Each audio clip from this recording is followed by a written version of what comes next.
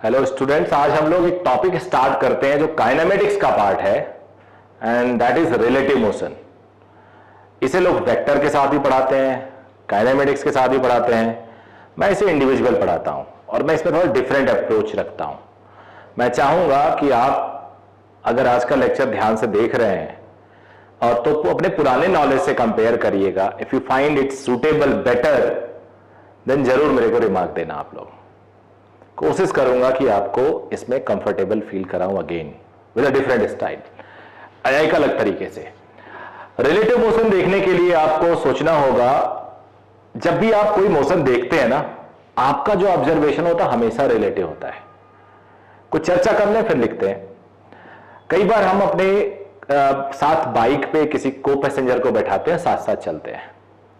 सो relatively हम लोग rest पे होते हैं because we can talk, we can discuss, we can see. एक दूसरे को हम देख सकते हैं। कार में हमारा जो को पैसेंजर है उससे हम बातें कर सकते हैं, उसको हम टच कर सकते हैं बिकॉज दोनों की रिलेटिव स्पीड सेम है, दोनों सेम डिस्टेंस सेम टाइम में कवर कर रहे हैं। तो रिलेटिवली दोनों रेस्ट पे हैं और उनकी गाड़ी भी रेस्ट पे है। बट रोड नहीं है, रोड तो पीछे जा रही है।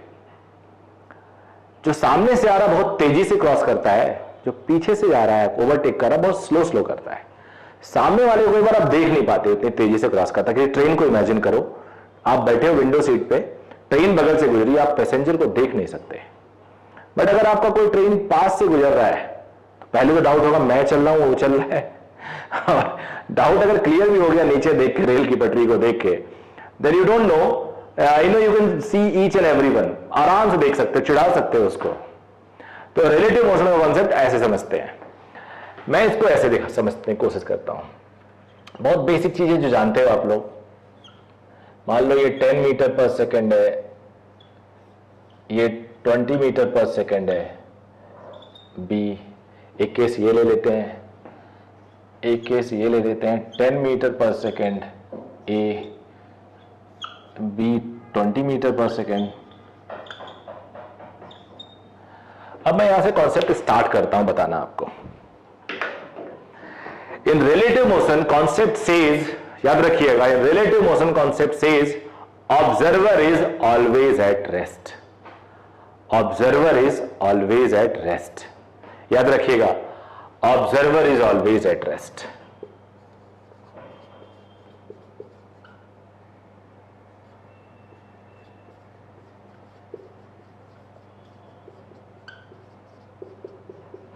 ऑब्जर्वर हमेशा रेस्ट पे होता है। अब एक एग्जांपल ड्रॉ करके दिखा देता हूं। एक बंदा ऐसे जा रहा है वॉल की तरफ। अभी अगर ये ऑब्जर्वर मान लिया जाए, if A is observer then A should be at rest, और वो रेस्ट होगा, तो उसकी स्पीड का क्या हुआ? उसने जो उसकी स्पीड थी अब इस वॉल को दे दी, रिवर्स डायरेक्शन में करके दे दी। यही मतलब होता है रिलेटिव मोशन का। मैं अगर जा रहा हूं, मैं चल रहा हूं according to you, then I can say that according to me I am at rest, this wall is moving towards me. मैं आपकी तरफ आ रहा हूं, इसको मैं ऐसे कह सकता हूं मैं रेस्ट पे हूं, आप मेरी तरफ आ रहे हो। मैं स्कूल जाता हूं, इसको मैं ऐसे कह सकता हूं मैं रेस्ट में हूं, स्कूल मेरे पास आता है। मैं रोड पे आगे बढ़ रहा हूं, इसको मैं ऐसे कह सकता हूं मैं रेस्ट पे, रोड पीछे आ रहा है, मेरी तरफ आ रही है। मैं पैर ऊपर कर रहा हूं जिसे रोड क्रॉस कर जाए। मैं सीढ़ियों पे चढ़ रहा हूं ऊपर, इसको मैं ऐसे कह सकता हूं मैं रेस्ट में हूं, बिल्डिंग नीचे आ रही है। यही होता है रिलेटिव मोशन। तो यहां पे आप मान सकते हो जिसको ऑब्जर्वर बनाओ उसको बोल दो रेस्ट पे है। इसमें मैं थोड़ी सी और बातें करूंगा, मैथमेटिकल बनाऊंगा इसको, बट थोड़ा जान पहचान वाली चीज कर लेते हैं, कॉन्फिडेंस उससे बढ़ता है। तो ये नोट कर लेना, observer is always at rest. ये स्लोगन होगा इस चैप्टर का।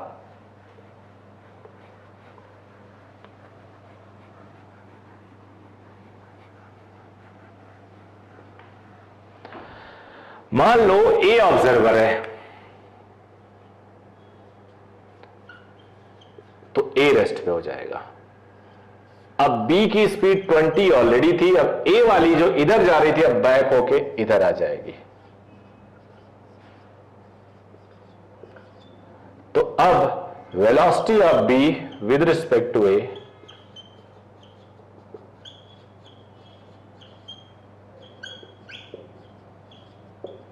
With respect to A any observer is 20। Direction लिखना हो तो -i लिख दो। ठीक है बेटा। अब अगर मैं बी को ऑब्जर्वर बनाऊं तो बी रेस्ट पे आ जाएगा। ए की स्पीड 10 थी, बी की ये 20 आ गई, तो velocity of A with respect to B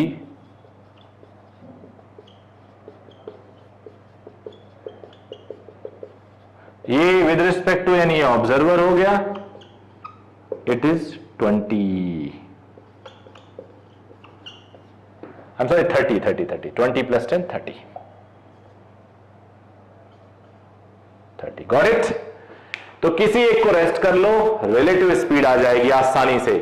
यहां पे ए को मैं ऑब्जर्वर बना रहा हूं, अब ये 20 से आगे, ये 10 से पीछे, तो नेट कितना आया 10 मीटर पर सेकंड से आगे।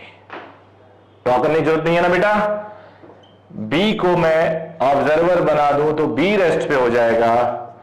ए 10 इधर था, बी का 20 आगे था, अब ये पीछे हो जाएगा, तो अब नेट ए आ जाएगा -20 पीछे,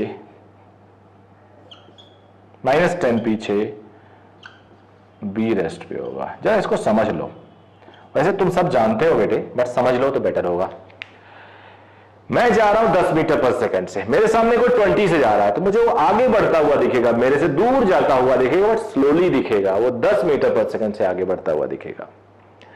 अगर मैं 20 से आगे जा रहा हूं, मेरे पीछे कोई 10 से आ रहा है, तो नेचुरली मैं तेज हूं, तो मैं जब उसको देखूंगा तो पीछे जाता हुआ दिखेगा, थोड़ा स्लो दिखेगा, 10 दिखेगा, 10 मीटर पर सेकंड से।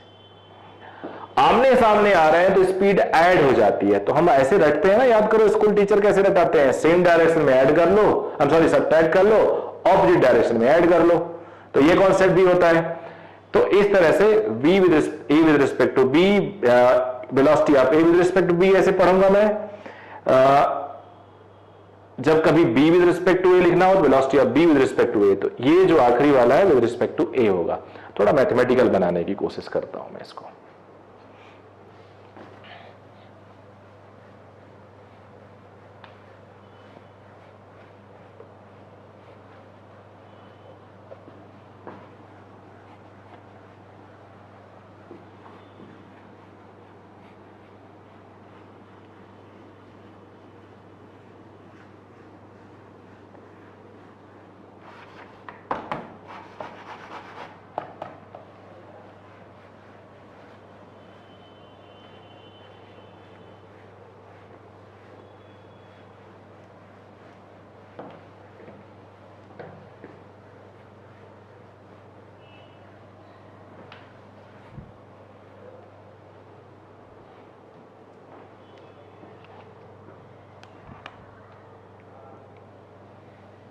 मान लेते हैं, एक एग्जांपल ले लेते हैं। t = 0 पे एक ट्रेन है, ऐसे ट्रेन मान लो इसको,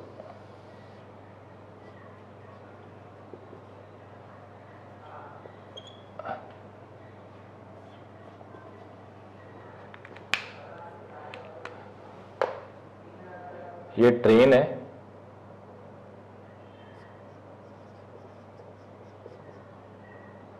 और इस पे एक बंदा है। ट्रेन इज मूविंग 2 मीटर पर second with speed. This one is moving with speed 1 meter per second. It is a situation of t is equal to 0. What will happen at t is equal to 1 second? Train will move by 2 meter away.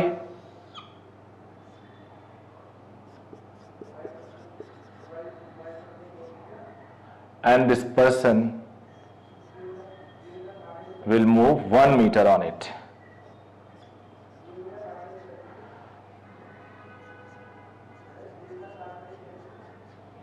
Person train के ऊपर चल रहा था। अब एक बंदा यहां पे है, यहीं रुका हुआ है, और एक बंदा यहां है, 1 और ये 2।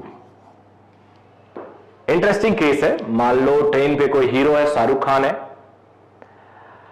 ये 2 बंदे रिपोर्टर थे, गए थे इससे मिलने, एक चढ़ गया ट्रेन पे, एक रुक गया बेचारा, नहीं चढ़ पाया।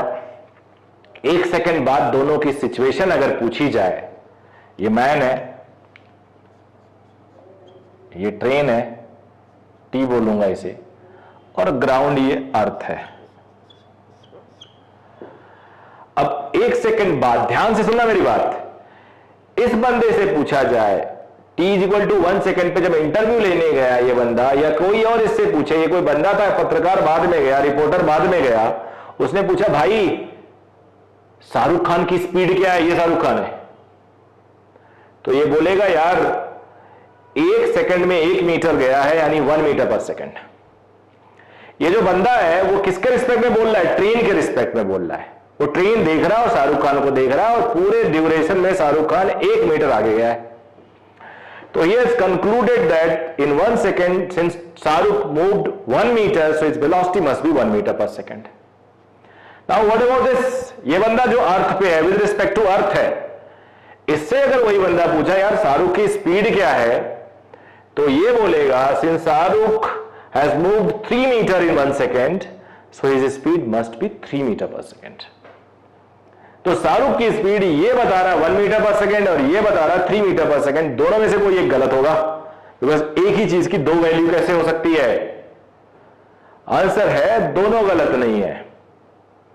आंसर है दोनों गलत नहीं है, बिकॉज एक अर्थ के रिस्पेक्ट में बता रहा है और एक ट्रेन के रिस्पेक्ट में बता रहा है, बिकॉज ट्रेन इटसेल्फ मूव कर रही है। तो चलो इसको हम लोग लिखते हैं। अब velocity of train with respect to earth was 2i meter per second है। velocity of man with respect to train is 1i। ठीक है बेटा। अब यहां पे velocity of man with respect to earth is 3i मिल गया हमें। Train with respect to earth 2i, वो तो वहां भी दिया हुआ है, तो ये आया कहां से? Velocity of man with respect to earth आया, velocity of man with respect to train plus velocity of train with respect to earth, it is 1i, it is 2i, so we got 3i। यहां से आया ये, यानी जो मैंने अभी अभी देखा, velocity of man with respect to earth is velocity of man with respect to train, velocity of train with respect to earth. Vector लगाओ या ना लगाओ, ये होता है। इसको मैं कैसे समझाता हूं? आप इसका लास्ट, इसका फर्स्ट है, इसे काट दो, फर्स्ट एंड लास्ट मिलेगा। यानी velocity of A with respect to C को लिख सकते हो A with respect to B, B with respect to C. अब बी को काट दो। ऐसे velocity of A with respect to Z को आप लिख सकते हो A with respect to B, b with respect to c, x with respect to y, y with respect to z। देखो सबके पेयर हैं, कैंसिल हो रहे हैं, फर्स्ट एंड लास्ट के पेयर नहीं है, वही हो गया। याद हो जाएगा। अब एक चीज और, velocity of a with respect to a will always be 0। खुद के रिस्पेक्ट में हर कोई 0 होता है। Velocity of u with respect to u will always be 0। तो यहां एक चीज ये मिला, velocity of a with respect to b is equal to minus of b with respect to a। मेरे लिए वॉल, मैं रेस्ट पे, वॉल मेरी तरफ आ रही, वॉल के लिए वो रेस्ट है, मैं तो उसकी तरफ जा रहा हूं, तो a with respect to b is equal to minus of b with respect to a। अब इसको अगर इधर लाऊं, यहां भी देखो पेयर कैंसिल हो जाता है, a with respect to a बचता है। तो ये अभी हमने शुरुआत सीखी, हमने सीखी हाउ टू प्रोसीड, चलेंगे कैसे। Got this question? t is equal to 0 पे ये था, 1 पे ये, हमने एक सिचुएशन लिया, सिचुएशन से हमें मिला है शाहरुख खान यानी मैन की स्पीड 3 आई। ये 3 कहां से आता है? ट्रेन की स्पीड से आता है 2 मीटर पर सेकेंड। मैन खुद की स्पीड ट्रेन के रिस्पेक्ट में आता है। यहां से हमने एक कंक्लूजन ड्रॉ किया और ये चीज हमने लिख ली। अब एक और फॉर्मूला मैं आपको बता दूं जो आपको बुक में मिलेगा, फिर हम प्रोसीड करेंगे इसकी थ्योरी की तरफ। ऊपर बता देता हूं, यहां स्पेस है। Let VA with respect to earth is V1, B with respect to earth is V2। कई बार इसे हम सिर्फ VA is equal to V1 लिख देते हैं, बिकॉज कॉमन अर्थ के रिस्पेक्ट में है, V2 लिख देते हैं। तो मुझे चाहिए A with respect to B, तो मैं लिखूंगा A with respect to earth, earth with respect to B। अब earth with respect to B तो दिया नहीं है, तो B with respect to earth करने के लिए माइनस कर देना होगा। A with respect to earth is V1 और ये V2, तो VA with respect to B is this, यानी VAB को आप VA माइनस VB भी लिख सकते हो अगर कॉमन रेफरेंस है तो। VAB को VA माइनस VB, VAB को अगर AB है V1 है VB V2 है तो ऐसे भी लिख सकते हो अगर कॉमन रेफरेंस है तो। अब हम लोग नेक्स्ट लेवल, अब आगे बढ़ते हैं हम लोग। अब हम लोग आज स्टार्ट करते हैं जो रिलेटिव मोशन का कॉन्सेप्ट है वो स्टार्ट करते हैं रिवर एंड स्विमर केसेस। तो रिवर एंड स्विमर प्रॉब्लम,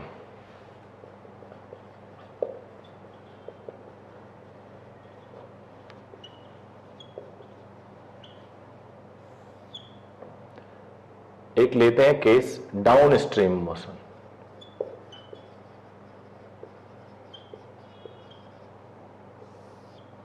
ये रिवर है मान लो, रिवर वैसे हॉरिजॉन्टल होती है तो ग्रेविटी का रूल नहीं होता, हमें बोर्ड पे ऐसे ड्रॉ करना होता है। एक अप स्ट्रीम मोशन सभी बच्चे जानते हैं, बिकॉज पहले जूनियर क्लासेस से ये पढ़ाया जाता है। ये मान लो रिवर है, रिवर फ्लो कर रही है v स्पीड से, v स्पीड से। एक स्विमर है,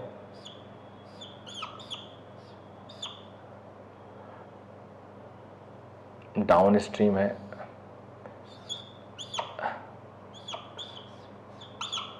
एक स्विमर है वो ऐसे जा रहा है। यहां पे जो स्विमर है उल्टा जा रहा है इसके यू से, ये यू दे देते हैं।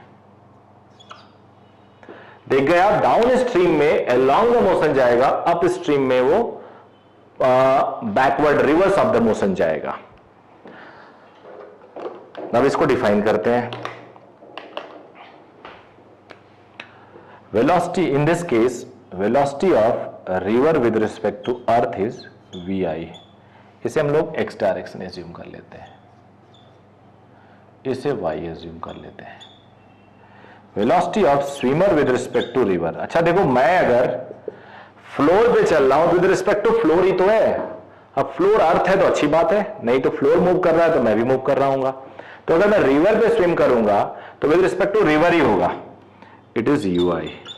सो velocity of swimmer with respect to earth अगर निकालना हो तो swimmer with respect to river, river with respect to earth. Swimmer with respect to river is given as U, river with respect to earth is given as small r लिख देता हूं V, तो ये हो जाएगा ऐड। डाउन स्ट्रीम में हमें help मिलता है, स्पीड ऐड हो जाएगा। यहां पे river with respect to earth is VI, swimmer with respect to river is minus UI। देख ही रहे हो आप, swimmer with respect to earth निकालना हो तो swimmer with respect to river, फॉर्मूले से river with respect to earth, तो minus U plus VI। Back जाना हो तो U माइनस VI। तो अप स्ट्रीम में स्पीड माइनस में आ जाता है अगर दोनों U माइनस V, यहां दोनों U प्लस V था। तो यहां भी हमें तीन चीजें, if U is greater than V। भाई अगर स्विमर अप स्ट्रीम जा रहा है तो नेचुरली वो चाह रहा होगा कुछ डिस्टेंस ट्रेवल करे, मजाक करने थोड़े जाएगा वहीं पे कि वहीं कूद रहा है और वहीं के वहीं है। आप देख रहे हो कहीं तो डिस्प्लेस ही नहीं हो रहा है ये। Then swimmer will get negative displacement which is the desired one. अगर वो माइनस में जाएगा तभी वो नेगेटिव डिस्प्लेसमेंट लेगा which is desired one. If u is equal to 0, zero displacement, most undesired मजाक बन जाएगा उसका। अगर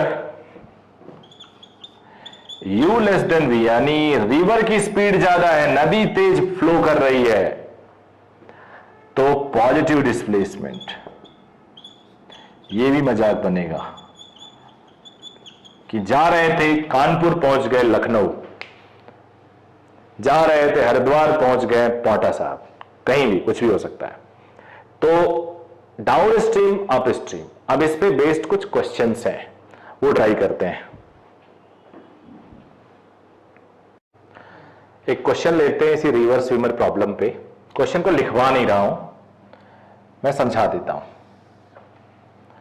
बहुत ही फेमस क्वेश्चन है ये रिवर है, it is flowing suppose like this. Question कहता है अ वुडन ब्लॉक, एक ब्लॉक है जो फ्लोटिंग है, crosses a point A at some point. A wooden block is crossed by a steamer.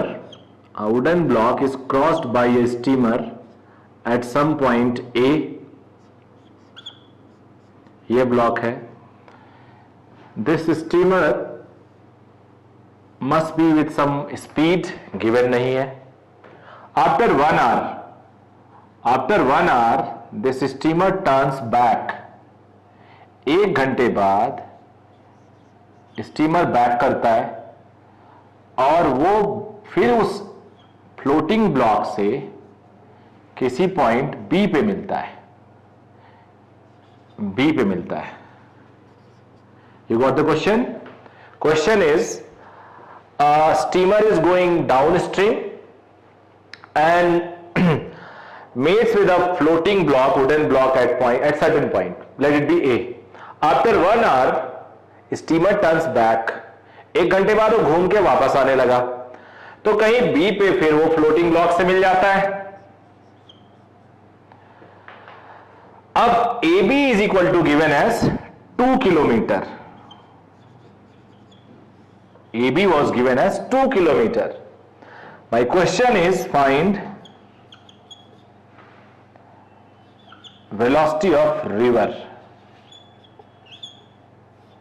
River की स्पीड बतानी है आपको।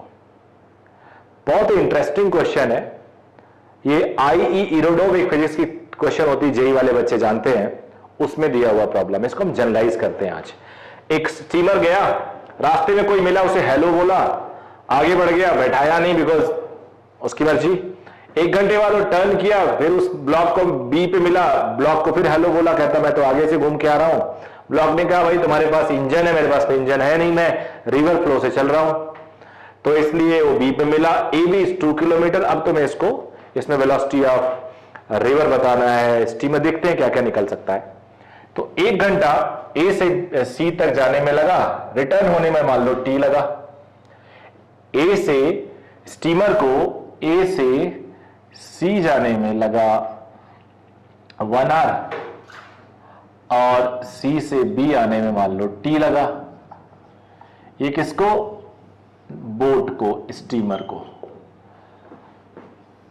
ब्लॉक को ए से बी जाने में फिर लगा होगा 1 + t, क्योंकि जितनी देर में वो लौटा वो फ्लो कर रहा था बेचारा। अब मान लेते हैं let river speed is v and steamer speed is u। Velocity of steamer with respect to river is ui, velocity of river with respect to earth is vi। ये गिवन है। तो डिस्टेंस AB डिस्टेंस क्या होगा बेटा? AC distance. AC distance downstream motion है, अब मैं दोबारा वो सब नहीं लिख रहा हूं, downstream u plus v। तो डिस्टेंस होता है speed into time, distance is equal to speed into time, यही यूज किया। सी से B, distance is speed into time, इसको भी u प्लस वी लिख देते हैं, अच्छा लगेगा देखने में। इतना ए से बी, इसके लिए क्या हुआ, ए से बी जो ब्लॉक था वो रिवर स्पीड से जा रहा है, रिवर स्पीड है v, टाइम लगा 1 प्लस टी। ये था स्टीमर के लिए और ये था ब्लॉक के लिए, ब्लॉक। ठीक है बेटा, अब देखते जाओ। Since A B is A C minus C B, A B is V one plus T, A C is U plus V into one, it is U minus V into T, V plus V T, U plus V minus U T plus V T, V गया, V T गया, तो यहां से 1 minus T is 0, T is 1 R, T 1 R आ गया। अब सब कुछ तुम लोग निकाल सकते हो। Since A B is v1 plus t, AB was 2 kilometre, v1 plus 1, तो v आ गया 1 kilometre per hour, v is 1 kilometre per hour, तो रिवर वेलोसिटी आ गई आपको 1 kilometre per hour. Question solve हो गया, ये क्वेश्चन दिया हुआ था। अब इसको मैं जनरलाइज करता हूं आपके लिए, कॉपी कर लेना इसको, वीडियो को रोक के। अब मैं जनरलाइज करता हूं, देखो कैसे। If after TR it turns back and it is given as AB is D kilometre, after NR बोल देता हूं, after NR, because T यहां भी यूज किया, कौन दोनों चीजें चेंज करे। तो अगर ऐसा है तो ये NR है, उसके बाद T मान लिया, 1 प्लस N हो जाएगा, ये 1 ही होगा, ये n हो जाएगा, ना ना t ही रहेगा, ये n हो जाएगा, n प्लस टी। ये बाद में देखेंगे, यहां आ जाते हैं, n plus T,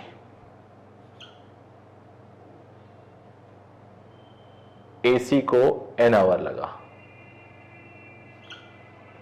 n multiply NV, Vn, बाकी सब देखो, NV कैंसिल, VT कैंसिल,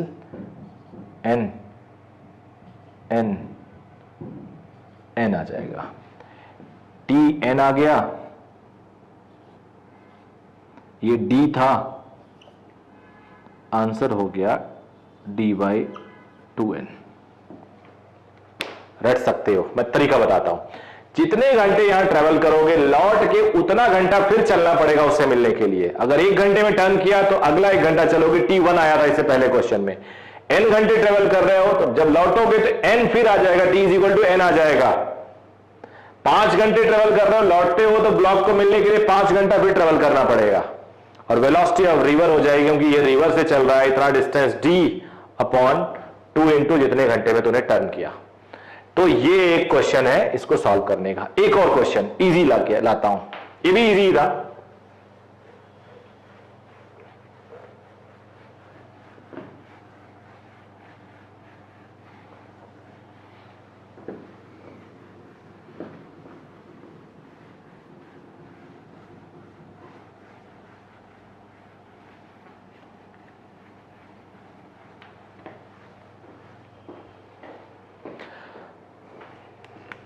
एक स्विमर है, swimmer takes T1 time to cover A to B in downstream,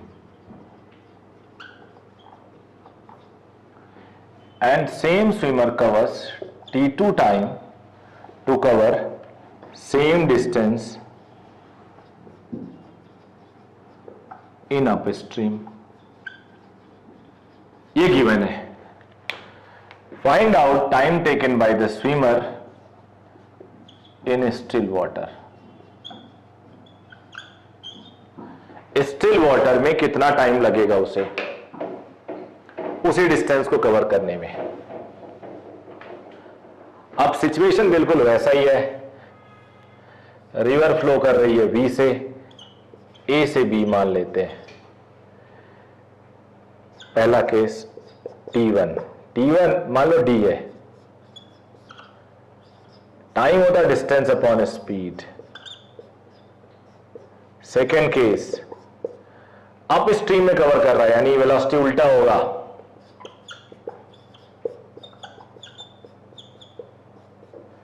तीसरा स्टिल वाटर में मान लो T3 है. स्टिल वाटर में सिर्फ उसकी स्पीड होगी. स्टिल वाटर में सिर्फ उसकी स्पीड होगी. अब इसको सॉल्व करना है हमें बस. तो इस इक्वेशन को अथवा ऐसे नहीं करते हैं और लिख देते हैं u प्लस वी को लिख देते हैं d बाई T1. अब इसे 1 लिखते हैं. u माइनस वी को लिख देते हैं d बाई T2. इसको लिख देते हैं u is equal to d by T3. इन दोनों को ऐड कर लेते हैं. ऐड करो तो जब ऐड करोगे तो ये v कैंसिल हो जाएगा, 2u बचेगा. इधर d by T1 d by T2. u यहां से ले आओ फ्रॉम 3.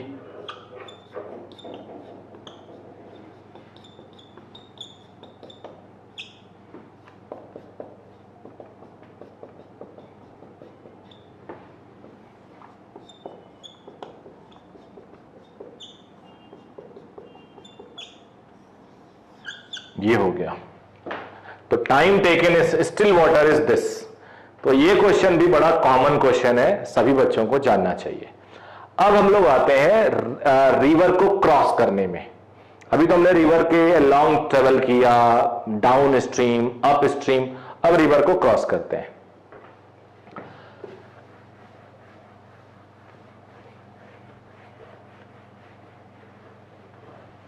अच्छे अच्छे न्यूमेरिकल्स हैं, समझ लेना.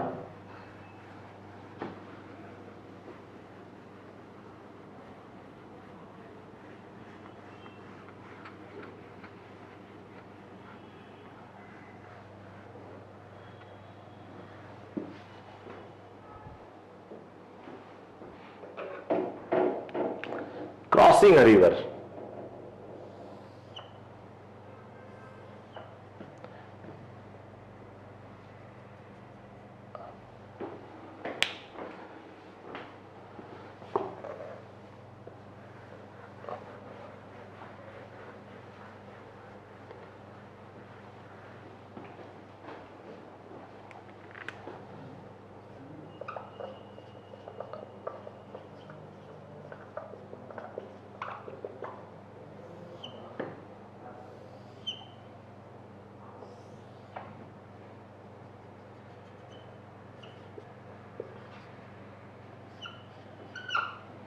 एक स्विमर है जो टारगेट किया वर्टिकल के साथ, हॉरिजॉन्टल के साथ ले लेता हूं, कोई फर्क नहीं पड़ता, आप कुछ भी ले लो. उसने टारगेट किया सी पे पहुंचने का. सोच के बताओ क्या वो सी पे पहुंचेगा? आंसर होगा नहीं, बिकॉज रिवर उसे कुछ ड्रिफ्ट कर ले जाएगी. वो शायद यहां पहुंचे, डी पे पहुंच जाए, ये उसका ड्रिफ्ट हो जाएगा. We call it drift. Drift हो जाएगा. अब जरा स्पीड को ब्रेक कर लेते हैं. स्विमर के स्पीड को यू लिखते हैं, इसको वी नहीं यू लिखते हैं. You cos theta, you sign theta. ये रिवर की विड्थ डी मान लेते हैं. A velocity of river with respect to earth is vi, there is no doubt. Velocity of swimmer with respect to river, v cos u cos theta I, u sin theta j. अब एक तरह से ध्यान से देखोगे तो ये down stream का एक पार्ट है, एक कंपोनेंट स्पीड की, स्विमर की स्पीड की डाउन स्ट्रीम है, हेल्प ले रही है, तभी तो ड्रिफ्ट हुआ। अब अगर मुझे velocity of swimmer with respect to earth चाहिए तो swimmer with respect to river, river with respect to earth, दोनों अवेलेबल है। तो आई आई के साथ है, जे जे के साथ, यहां जे है ही नहीं, तो v plus you cos theta I cap. अब ध्यान से देखो तो इस स्विमर को हेल्प मिल रहा रिवर से एक्स डायरेक्शन में, तो एक्स डायरेक्शन की नेट स्पीड ग्राउंड के रिस्पेक्ट में इतनी हो गई और वर्टिकल में कोई चेंज नहीं है, वर्टिकल में ग्रेविटी उठी नहीं है, ऐसे ऐसे रिवर ऐसे फ्लो करती है। ग्रेविटी का बायंसी वंसी में कॉन्सेप्ट आता है, यहां कुछ नहीं है। अब अगर मैं पूछूं तो यार एक्चुअली वेक्टर ही तो है, ये वेक्टर ही है, वेक्टर से भी अगर इसको मैं समझाने की कोशिश करूं तो ऐसा है, ये एक वेक्टर है जो u है, v वेक्टर उसके साथ ऐड हो गया, u वेक्टर थीटा पे था, जो v वेक्टर आ गया वो रिजल्टेंट ये आ गया v नेट, जो अल्फा पे आ गया। अब इसको पैरेललोग्राम लॉ से हम निकाल सकते हैं अल्फा, ये v है, अब ये v नेट है, उसका एक ये u का एक कंपोनेंट, वो अभी मैं निकाल के देता हूं मैं आपको, रिजल्टेंट ये हो गया। अगर तुमसे कोई पूछे रिजल्टेंट स्पीड कितनी है स्विमर की, तो सॉल्व करके दिख रहा होगा आपको u square plus v square plus 2uv cos theta. कोई मैं इंटरेस्टेड नहीं हूं इसमें, मुझे चाहिए ये थीटा पे गया, पहुंच गया अल्फा पे, मुझे ये अल्फा में इंटरेस्ट है, मुझे ड्रिफ्ट में इंटरेस्ट है, मुझे इसमें इंटरेस्ट है कितना टाइम लगा इसको क्रॉस करने में। तो देखो 1 by 1 time taken by swimmer to cross the river. Vertical displacement है, वर्टिकल स्पीड, इसमें रिवर का कोई रोल नहीं है, एक इंपॉर्टेंट पॉइंट। अब अगर कोई उनसे पूछे कि टाइम को मिनिमाइज करो, ये तभी पॉसिबल है जब साइन थीटा मैक्सिमाइज होगा। मान लो रिवर की विड्थ आप घटा बढ़ा नहीं सकते, भाई रिवर को पतला चौड़ा तो कर नहीं पाओगे, आपकी स्पीड फिक्स है, you have this much capacity, but फिर भी चाहते हो कम से कम टाइम में पार करो, क्योंकि आप फिजिक्स पढ़े हो तो थोड़ा एडवांटेज दे सकते हो। साइन थीटा को मैक्सिमम लो, यानी थीटा 90 डिग्री पे जंप करो, स्ट्रेट जंप करो तो मिनिमम टाइम मिलेगा d/u, इससे कम नहीं ला सकते। बट स्ट्रेट जंप करोगे तो b पे नहीं पहुंचोगे, फिर भी ड्रिफ्ट हो गए, ड्रिफ्ट कितना होगा बाद में बताऊंगा। अब t टाइम लगा क्रॉस करने में, अगर मुझसे कोई कहे कि मैं AB बताऊं तो AB is basically d and d is u sin theta into t। कोई पूछे BD कितना होगा, BD swimmer achieved BD horizontal displacement because of net speed u plus u cos theta plus v। भाई D पे तभी पहुंचा ना जब उसके पास v plus u cos theta था, नहीं तो C पे जा रहा था। तो v plus u cos theta speed, time उसे t लग रहा है, चाहे कोई भी ले लो। B से C कब जाता हो, जब उसके पास सिर्फ इतनी स्पीड होती, टारगेट यही था t टाइम में, u cos theta into t। अब मेरे से कोई पूछे गेट tan अल्फा, तो tan अल्फा मैं बोलूंगा परपेंडिकुलर अपॉन बेस, ये अल्फा यानी परपेंडिकुलर डी के लिख देता हूं, अपना नाम लिख देता हूं, तो ये डी के अपॉन बेस ए के DK is AB, AK is BD, and AB is U sin theta. It is V plus U cos theta, U sin theta V plus जो tan अल्फा आता है इसके रिजल्टेंट का। यहां भी तो ऐसे ही आता है, B sin theta upon A plus B cos theta, A square plus B square plus 2AB cos theta.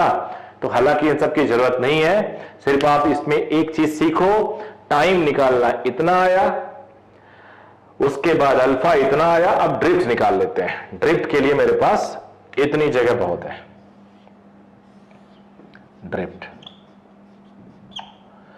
Drift जो होगा BD माइनस BC, CD जिसे हम कहते हैं, BD माइनस BC। ये करो, इसमें से इसको माइनस करो, U plus V plus U cos theta T minus U cos theta T, तो VT आ जाएगा। ड्रिफ्ट VT आया, T की वैल्यू हम रख सकते हैं D upon U sine theta. ये ड्रिफ्ट है। मिनिमम टाइम के लिए ड्रिफ्ट अगर निकालना हो तो sine theta is equal to क्या लिख दोगे आप लोग बेटा, 1। तो ये तो एक केस हो गया। अब ये हमारे लिए बेस है, इसके हेल्प से भी देखना अब हम लोग और केसेस करेंगे। तो अब दूसरा केस करता हूं मैं।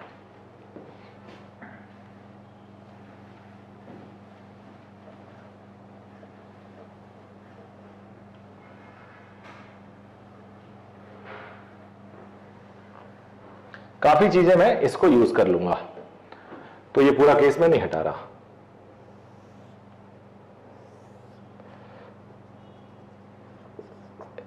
Now I want to get the minimum displacement. I want to get minimum displacement, not time. Minimum displacement का मतलब to reach exactly opposite end। ऐसा आप डेयरिंग एक्ट कर सकते हो फिजिक्स जानने के बाद। अब आप लोग ये चैलेंज ले सकते हो दोस्तों से कि चलो उस पार पहुंच के दिखाते हैं। टारगेट करते हैं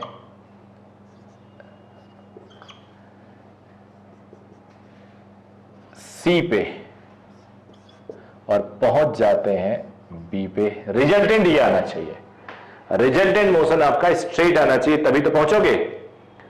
तो रिवर की उतनी वेलोसिटी हो गई, इसके दो कंपोनेंट।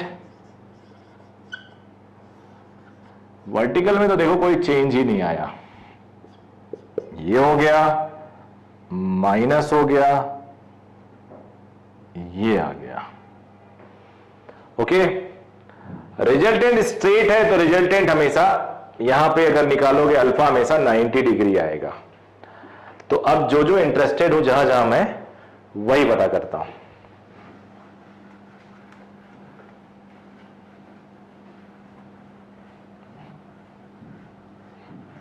टाइम वही है। अब आपसे एक क्वेश्चन पूछता हूं, what is net speed of swimmer in x direction v minus u cos theta? What is the net speed of swimmer in y direction u sine theta? तो चलो एक बात बताते हैं, क्वेश्चन पूछते हैं। मैं सीधे जा रहा हूं, इसको आप नेगेटिव में बोलो। मैं सीधे जा रहा हूं, इसको जरा आप नेगेटिव में बोलो। यस, मैं टेढ़ा नहीं जा रहा हूं, मैं टेढ़ा नहीं जा रहा हूं। मैं वर्टिकल जा रहा हूं, इसको नेगेटिव में बोलो। मैं हॉरिजॉन्टल नहीं जा रहा हूं। मैं एक्स में जा रहा हूं, इसको नेगेटिव में बोलो। मैं वाई में नहीं जा रहा हूं। तो सिमिलरली अगर इसे बी पे पहुंचना है तो vertical horizontal displacement should be 0। ए से स्टार्ट किया, एग्जैक्टली अपोजिट जाना है तो horizontal displacement should be 0 and it is only possible when horizontal velocity is 0। अगर वेलोसिटी होगा तो डिस्प्लेसमेंट तो होगा ही टाइम के साथ। तो यहां पे मैं लिख रहा हूं to get net vertical displacement only और no horizontal displacement, then its speed किसकी, स्विमर की, in horizontal direction should be 0, then its net speed, और वो है कितनी, तो यहां से cos theta is v by u. ये अब एक और बात, since cos theta is less than equal to 1, v by u should be less than equal to 1, so v should be less than equal to u या u should be greater than equal to v। यानी swimmer की speed river से ज्यादा होनी चाहिए, तब वो challenge ले, नहीं तो बेइज्जती करवा बैठेगा। अब स्विमर कूद गया हर की पैड़ी पे जहां पे बहुत तेज वाटर करंट है, उसकी खुद की औकात नहीं थी, अब वो सोचा बी पे जाने को, पहुंच गया आगे, तो इतना पीछे कूदने के बाद भी वो आगे चला गया। अब जरा एक चीज और करते हैं, टाइम निकाल लेते हैं इनके, in this case time, in this case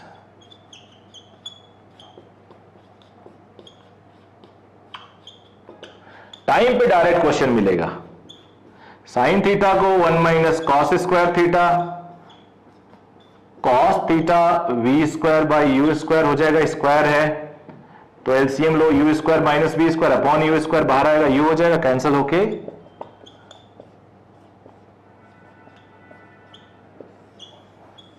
अब एक चीज और दिखाना चाहता हूं मैं, जो मैंने जानबूझ के वहां गलती की है।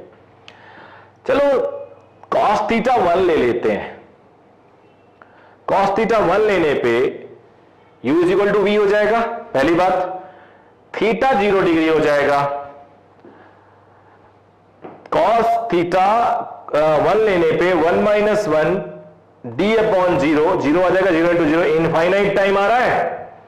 अब 0 डिग्री पे जंप करेगा इधर अगर कोई, और v is equal to u है, तो वहीं घूमते रहेगा, उस पार कैसे जाएगा, ये रिवर है, मुझे वहां जाना है, रिवर ऐसे फ्लो कर रही है, मैं इधर कूदा तो मैं वहां जा सकता हूं, लेकिन मैं अगर इधर को करके कूद गया, हॉरिजॉन्टली कूद गया, और मेरी स्पीड रिवर के बराबर है, तो मैं यही रहूंगा, उस पार नहीं जा पाऊंगा। तो यही हाल है, इसीलिए टाइम इनफाइनाइट लगता है, इसलिए cos थीटा 1 नहीं हो सकता, 1 से छोटा होगा, 1 होगा 0 डिग्री आ जाएगा, 0 डिग्री पे प्रैक्टिकली पॉसिबल ही नहीं, और टाइम भी इनफाइनाइट दे रहा है, तो u should be greater than v, equal to भी नहीं चलेगा, u should be greater than v, time ही आया। तो ये केस हुआ डायरेक्टली कैसे क्रॉस करें। अब हम लोग रेन वाटर का प्रॉब्लम लेते हैं।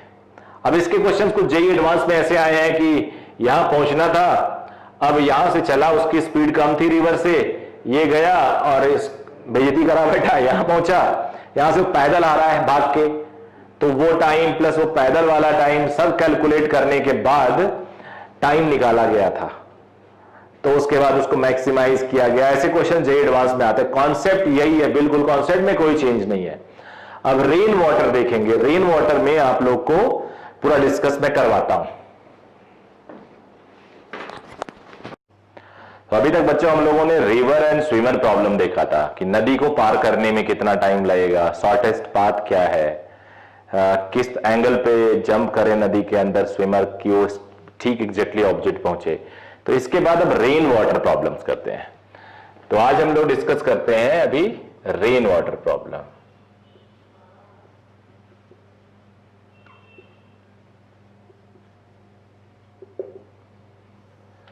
प्रॉब्लम्स क्वेश्चन है ये,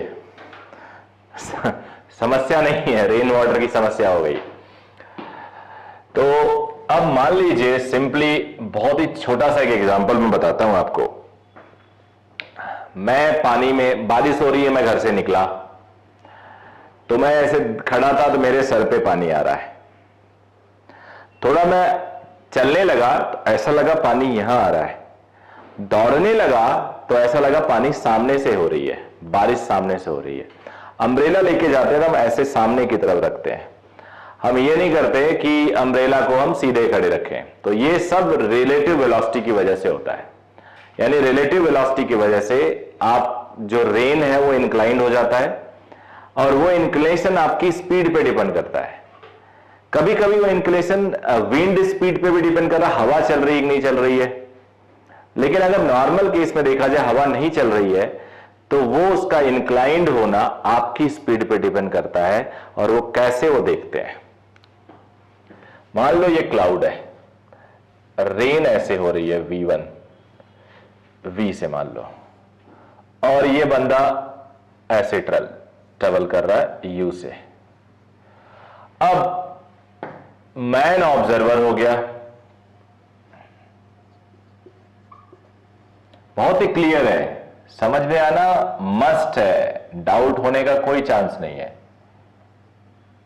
आप एकदम लापरवाही से पढ़िए तब भी समझ में आएगा आपके। अब मैंने बताया था आपको कि observer is always at rest, तो अब ये ऑब्जर्वर हो गया तो क्या हो गया बेटा, ये रेस्ट हो गया। जब ये रेस्ट पे आ गया तो इसकी स्पीड कहां गई, रेन यानी क्लाउड को मिल गई बैकवर्ड डायरेक्शन में, इसकी स्पीड इसको मिल गई बैकवर्ड डायरेक्शन में। अब नेट दो वेक्टर का क्या रिजल्टेंट होता है, दोनों के बीच में ये वी नेट हो जाएगा। अगर इसे अम्ब्रेला होल्ड करना पड़े तो अम्ब्रेला ये ऐसे होल्ड करेगा, ऐसे होल्ड करेगा। अब तुम्हें वर्टिकल के साथ थीटा या हॉरिजॉन्टल के साथ थीटा निकालना हो तो tan थीटा हो जाएगा बेटा। tan थीटा होता है परपेंडिकुलर अपॉन बेस, तो ये पैरेललोग्राम लॉ को फॉलो करता है। ये u है, ये v है, वेक्टर एडिशन जानते हो आप। इस u को मैं यहां लिख सकता हूं, इस v को मैं यहां लिख सकता हूं, और ये नेट हो जाता है वेक्टर सम v नेट। अब थीटा निकालना परपेंडिकुलर अपॉन बेस, ये हो जाएगा। When u increases, tan theta and theta increases। जैसे जैसे u बढ़ाओगे थीटा बढ़ेगा। मैं ड्रॉ कर देता हूं आपके लिए।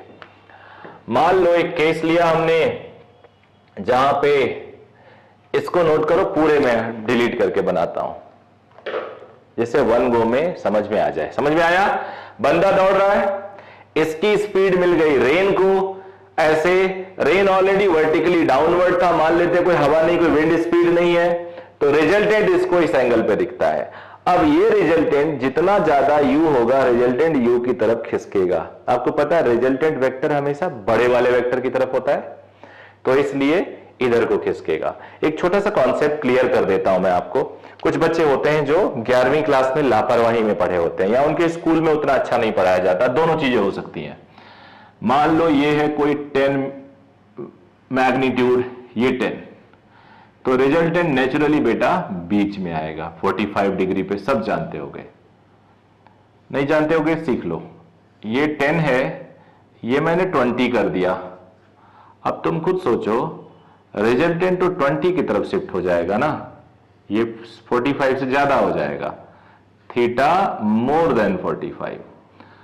अब अगर रिजल्टेंट ये वाला 30 कर दूं, ये 10 ही रखूं, तो नेचुरली रिजल्टेंट बेटा हमेशा 30 की तरफ शिफ्ट हो जाएगा, ये एंगल और बढ़ जाएगा।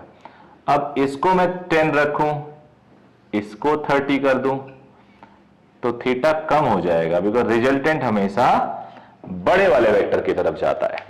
तो ये मैंने आपको रिकॉल करा दिया वेक्टर एडिशन। अब वही काम इसी तरीके से मैं समझाऊंगा आपको, देखो कैसे।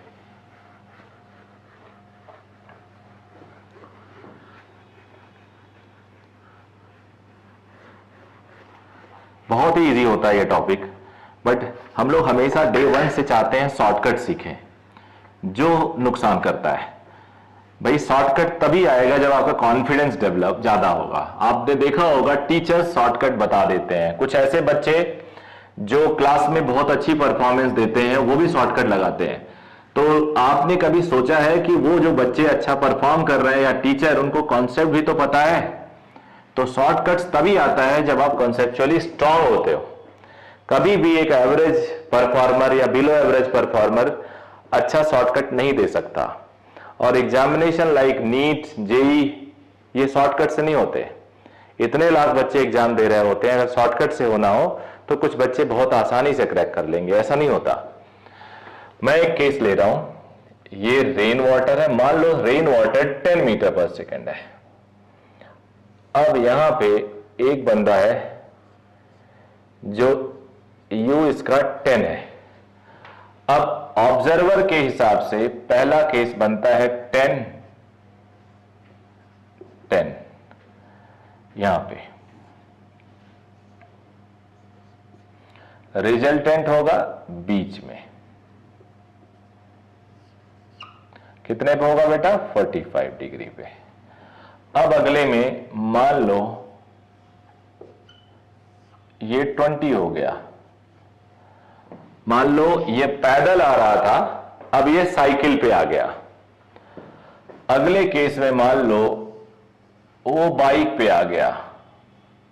मीटर पर सेकेंड है, नहीं लिख रहा हूं।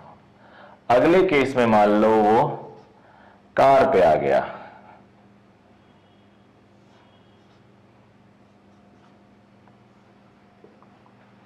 अगले केस में वो हेलीकॉप्टर में आ गया। 100। अब सभी में रिजल्टेंट देखिए आप, यहां पे रिजल्टेंट मैक्सिमम की तरफ शिफ्ट किया और हॉरिजॉन्टल होने लगा। हॉरिजॉन्टल के साथ थीटा कम बनाने लगा। यहां पे देखो, यहां भी थीटा, ये 45 को थीटा 1 लिखता हूं, थीटा 1 45, ये थीटा 2 लिखता हूं, ये थीटा 3 लिखता हूं,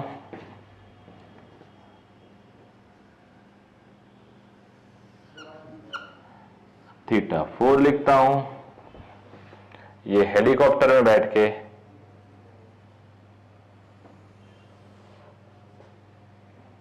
थीटा 5 लिखता हूं। सो थीटा 1 थीटा 2 से छोटा, थीटा 3 से छोटा, थीटा 4 से छोटा, थीटा 5। जैसे जैसे u इंक्रीज करेगा, आपकी स्पीड इंक्रीज करेगी, रेन हॉरिजॉन्टल होने लगेगी। अब अगर थीटा हॉरिजॉन्टल के साथ है, थीटा हॉरिजॉन्टल के साथ है तो थीटा कम होने लगेगी। समझ गए आप लोग? तो ये रीजन होता है रेन वाटर के केस में। ऑब्जर्वर हमेशा रेस्ट पे होता है, तो ऑब्जर्वर के रेफरेंस, ऑब्जर्वर जब रेन को देखेगा तो अपनी स्पीड इसको दे देगा। ये पूरा का पूरा लॉजिक होता है why rain is falling inclined. अब इस पे क्वेश्चन सॉल्व करते हैं, जहां से आपके प्रॉब्लम्स, जो डाउट्स हैं, वो ज्यादा क्लियर होंगे। एक कॉमन क्वेश्चन लेता हूं और काफी इंटरेस्टिंग है। इनफैक्ट यही एक क्वेश्चन है, अगर इसको ढंग से सॉल्व कर लिया तो मजा आ जाएगा। सीधा टू द पॉइंट क्वेश्चन देता हूं, बहुत ज्यादा इस पे हम टाइम नहीं वेस्ट कर सकते, इजी होता है। My question is, a person, मैं लिख देता हूं, is running with 5 meter per second speed and observes rain is falling vertically downward.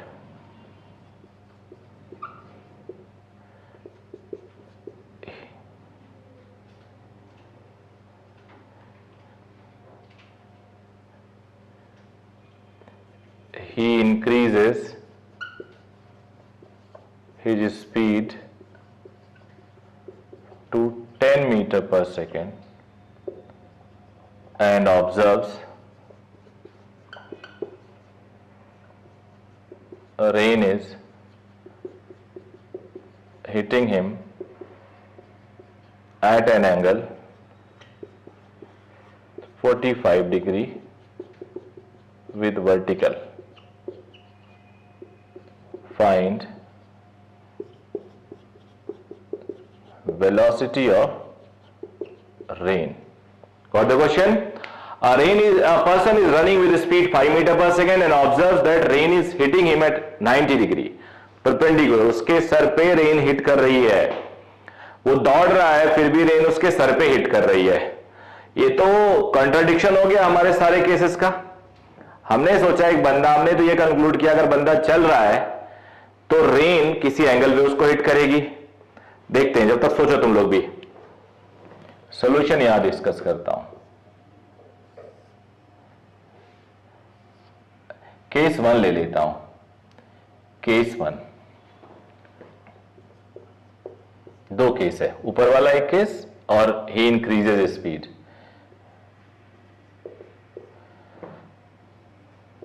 ये 5 मीटर पर सेकंड चल रहा है। रेन की स्पीड जनरली हम ये देखते हैं। अगर यही होगा तो जब ये बंदा ऑब्जर्वर बनेगा,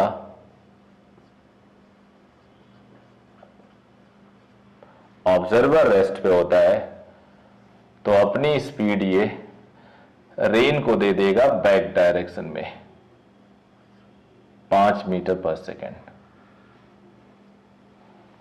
तो इस हिसाब से तो इसको किसी इंक्लाइंड पे हिट होना चाहिए ये, बट ये कह रहा है and observe the rain is falling vertically downward. चलो एक बात सोचते हैं, अगर मैं हॉरिजॉन्टल जा रहा हूं, हॉरिजॉन्टली दौड़ रहा हूं और कोई मुझे वर्टिकली दिख रहा है, इसका मतलब क्या हुआ? चलो उससे भी इजी सोचते हैं। अगर मैं दौड़ रहा हूं, कोई मुझे रेस्ट पे दिख रहा है, उसका मतलब क्या हुआ? वो भी दौड़ रहा है, उतनी स्पीड से दौड़ रहा है। अगर मैं दौड़ रहा हूं and I am observing that someone is at rest, it means that person is also running with me with same speed in same direction. So I am running horizontally. Running horizontally means some component of rain must be horizontal because मेरा velocity उसको मिलेगा, और लेकिन मुझे वो vertically दिख रहा है, it means rain is also running with same speed. Rain is also running with same speed. ये अंडरस्टूड होना चाहिए आपको पहले ऑब्जर्वेशन में।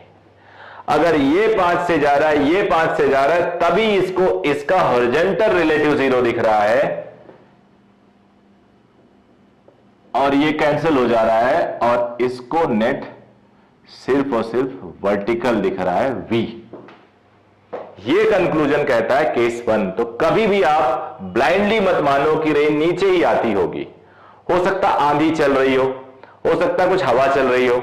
तो रेन की स्पीड हमने मान ली 5 मीटर पर second in x, v in y आपको माइनस y होगा, और 5 जब ऑब्जर्व करेगा तो 5 इस पे दे देगा, 5 कैंसिल, नेट भी। तो पहले केस में आपको एक कंपोनेंट मिल गया, velocity of rain with respect to earth is given as 5i minus vj। 5 पहले से मिल गया, और 5 नहीं भी होता तो आप इसको v2 मान लेते, v2 लिखते, तो ये v2 आगे 5 पीछे, and the person is observing direct fall, vertical fall, so v2 must be 5। ये तरीका भी था, समझ गए आप लोग? इस तरह से आप लोग क्वेश्चन को सॉल्व करोगे। केस 2, अब केस 2 में बेटा रेन हमें पता चल गई कि ये 5 आगे है, v नीचे है। अब इस बंदे ने अपनी स्पीड बढ़ा के 10 कर दी, 10 मीटर पर second. Now what he observes, अब ये ऑब्जर्व कर रहा है, ऑब्जर्व करने का मतलब रेस्ट। इसकी स्पीड 10 पीछे आ गई कि रेन इसको हिट कर रही है 45 डिग्री पे। तो अब 5 आगे 10 पीछे, यानी 5 पीछे, v नीचे, और अगर रेन इसको 45 डिग्री पे हिट कर रही है, 45 पे तभी हिट करती है जब दोनों कंपोनेंट बराबर हो, नहीं तो तुम tan थीटा भी लगा देना, 5/v tan थीटा 45 1 होता है, तो v5 आ गया, वैल्यू पुट कर दो, velocity of rain with respect to earth 5i minus 5j, speed पूछा जाए तो under root 5 square minus 5 square 5√2 metre पर सेकेंड। समझ में आया क्वेश्चन आपके? तो ये ओवरऑल एक क्वेश्चन था। अब इसमें 45 जगह की जगह पे 60 लिख दें, 30 लिख दें, तो यहां से आप उसको सॉल्व कर सकते हो। आपको जनरल रिलेटिव मोशन के क्वेश्चंस करते हैं। जनरल वाले ज्यादा पूछे जाते हैं। बहुत सारे क्वेश्चंस हैं मेरे पास। एक बात बताओ, एक प्रोजेक्टाइल का मोशन दूसरे प्रोजेक्टाइल के रिस्पेक्ट में क्या होता है? एक प्रोजेक्टाइल दूसरे प्रोजेक्टाइल के रिस्पेक्ट में लीनियर मोशन करता है, क्योंकि दोनों का एक्सेलरेशन होता है -g, तो रिलेटिव एक्सेलरेशन 0। तो जब किसी भी मोशन में एक्सेलरेशन नहीं होता है तो s is equal to ut only, v is equal to u only, because g तो है ही नहीं। तो याद रखना, एक प्रोजेक्टाइल दूसरे प्रोजेक्टाइल से स्ट्रेट लाइन दिखता है। कर्व तो ग्रेविटी की वजह से आती है ना बेटा। तूने एक बॉल फेंका, ग्रेविटी नहीं है तो सीधे चली जाएगी। अब ग्रेविटी उसे वापस ले आती है तो हम पैराबोलिक पाथ देखते हैं। प्रोजेक्टाइल, एक प्रोजेक्टाइल से दूसरा प्रोजेक्टाइल हमेशा स्ट्रेट लाइन दिखता है, याद रखिएगा, बिकॉज दोनों का रिलेटिव एक्सेलरेशन 0 होता है। तो दो बॉडी फ्री फॉल हो, फेंका जाए, थ्रो किया जाए, तो हमेशा उनकी ग्रेविटी को आप खत्म मान लेना। अब मेरे पास छोटे छोटे बहुत ही इंटरेस्टिंग क्वेश्चंस हैं जो आपको कंफ्यूज करते हैं। देखिए कैसे, 1D 2D दोनों के। अब मेरे पास बहुत ही सिंपल सा एक क्वेश्चन है। ये एक पार्टिकल, सब क्वेश्चन के थ्रू मैं समझाऊंगा आपको। ये मान लो इनके बीच का सेपरेशन d है। यहां से एक स्पीड हमने बॉल थ्रो की 20√2 मीटर पर सेकेंड, और यहां से मैंने थ्रो किया 30 मीटर पर second, and this is theta. My question is, they are thrown from ground. My question is, they collide in mid-air, find out the value of theta. They collide in mid-air, find out value of theta. Got it? Got the question? Mid-air का मतलब यहां कहीं हवा में। अब इसको imagine करो तो मे बी ये यहां पे कहीं या कैसे भी, आई डोंट नो, यहां पे कहीं कोलाइड किए हो, तो आपको बताना है कि थीटा के किस वैल्यू के लिए कोलाइड करेंगे। तो इतना इजी होगा, शायद आज जितने भी बच्चे वीडियो देख रहे होंगे उसे मैक्सिमम ने सोचा ही नहीं होगा कि ये क्वेश्चन क्या इतना इजी हो सकता है। बहुत इजी है, सेकंड्स में सॉल्व करने। यहां पे मैं 45 डिग्री देना था, तो मुझे अगर सॉल्व करना हो तो मैं सॉल्व करने के लिए रिजॉल्व करूंगा। cos 45 1/√2, 20 इधर और 20 इधर। यहां देखते हैं बेटा, 30 cos थीटा, 30 sin थीटा। अब ए के रिस्पेक्ट में बी की स्पीड या बी के रिस्पेक्ट में ए की देख लो।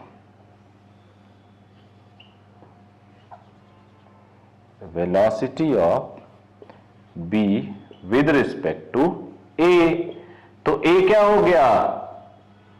ऑब्जर्वर हो गया, एंड ऑब्जर्वर क्या होता बेटा? रेस्ट पे होता है। तो ये हो गया रेस्ट पे। अब पहले बी की स्पीड ड्रॉ कर लेते हैं, 30 cos थीटा, 30 sin थीटा, 20, और जो 20 आगे जा रहा था वो 20 पीछे हो जाएगा। अब ये रेस्ट पे है, रिलेटिव ग्रेविटी है नहीं, दोनों का -g कैंसिल हो गया। अब अगर कोलाइड करना है तो B को रिलेटिवली A तक आना होगा। Horizontal distance relatively D travel करना होगा बिफोर कोलिजन, याद रखिएगा ये। So to collide with A, B has to travel till A, and A is at rest. There is no gravity, so only horizontal speed is required. Vertical must be 0. याद रखिए फिर से, ए को ए rest पे हो गया, रिलेटिव मोशन देख रहा हूं तो ए की स्पीड जितनी भी थी आगे हो गई पीछे, ऊपर वाली हो गई नीचे। अब ए को कोलाइड करना है बी को, बी आके ए को कोलाइड करेगा और तब पॉसिबल है जब सीधे आए, क्योंकि ग्रेविटी है नहीं तो ऊपर गया तो ऊपर ही चला जाएगा। सो to collide 30 sin theta must be 20. So sin theta is 2/3। ये आ गया, ये आंसर आ गया। अब एक और क्वेश्चन है, find out time after which they collide. ये भी पता कर सकते हो। तो रिलेटिव डिस्टेंस दोनों के बीच में हॉरिजॉन्टल डायरेक्शन में कितना है, d है, और हॉरिजॉन्टल डायरेक्शन में स्पीड कितनी है, इतनी है। तो टाइम, अब जब ग्रेविटी है नहीं तो s is equal to ut, relative distance upon relative speed, d upon 20 plus 30 cos theta. अब cos थीटा sin थीटा सब निकाल देते हैं, 9 माइनस ये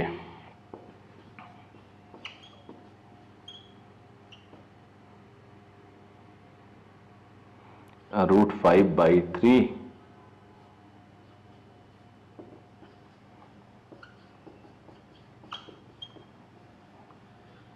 ये हो गया क्वेश्चन आंसर बेटा। आया समझ में? तो कोलिजन करने के लिए बी को यहां तक आना पड़ेगा, हॉरिजॉन्टल आना पड़ेगा, ये दोनों कैंसिल हो जाएंगे आपस में। उम्मीद है आपको समझ में आया होगा। और करेंगे क्वेश्चंस। एक आईआईटी जेई का क्वेश्चन है, एडवांस का क्वेश्चन है, बहुत पहले पूछा गया था, लेकिन उसमें एक पार्ट, दो पार्ट का था, एक तो मोमेंटम से रिलेटेड था और एक यही वाला कॉन्सेप्ट लग रहा था उसमें। तो वो भी मैं कराता हूं और आप देखना कितने सेकंड्स में कर पाओगे आप। बहुत पहले आया हुआ था, अच्छा क्वेश्चन था।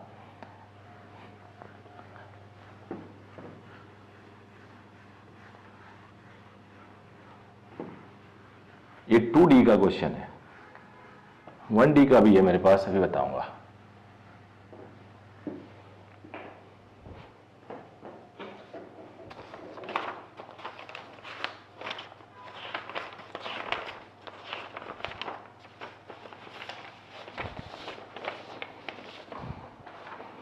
एग्जैक्ट वैल्यू के लिए मैं क्वेश्चन आपसे लेना चाह रहा हूं। अभी अभी जो क्वेश्चन कराया हुआ जेई 82 में आया था, जेई 82 बहुत पहले। अब एक क्वेश्चन करा रहा हूं जो जेई 94 में आया हुआ है। पहले बहुत टफ क्वेश्चन आते थे जेई में।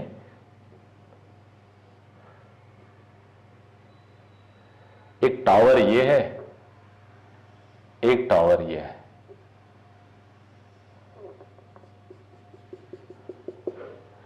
ये 20 मीटर हाइट का है,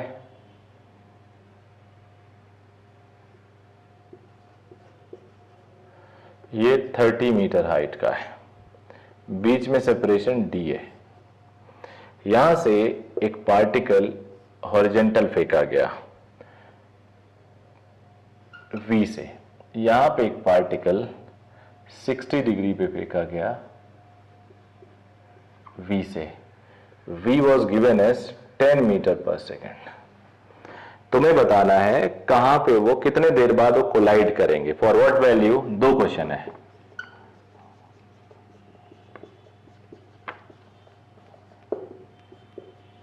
दे कोलाइड,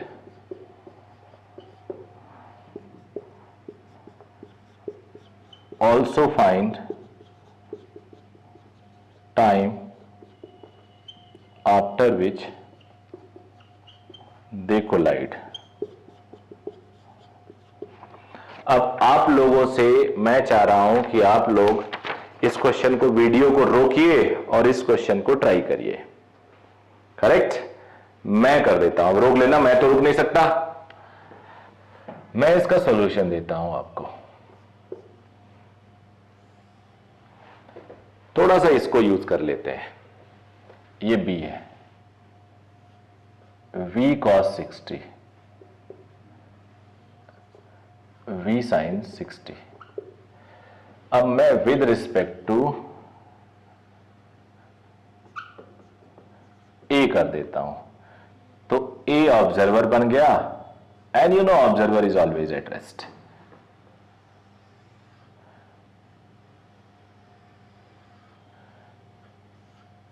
cos 60 हाफ हो जाता है तो v 10 है, ये बेटे हो गया 5 और ये हो गया 5√3। तो ये 5 और इसकी बैक डायरेक्शन में आ गई 10, ये 5√3।